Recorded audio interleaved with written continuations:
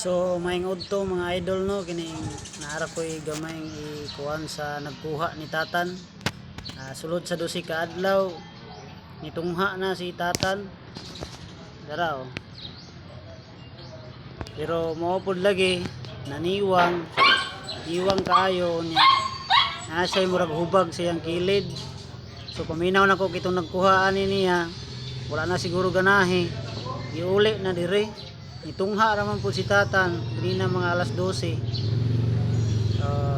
Sa nagkuha ni Tatan, salamat kay nakauna-huna mo nga inyong giuli, pero luoy kayang itoy kay naatas kay inyong gikuha nya gatutoy pa ni siya pagkuha ninyo.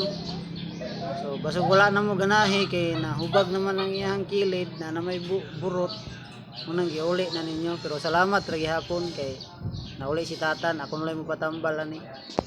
Mura to mga idol. Salamat kayo.